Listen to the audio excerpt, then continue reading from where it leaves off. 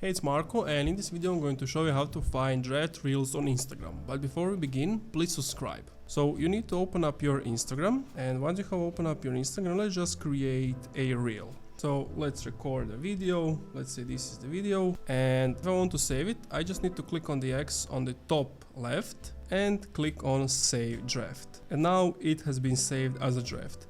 But now you might be wondering, how can I find it later?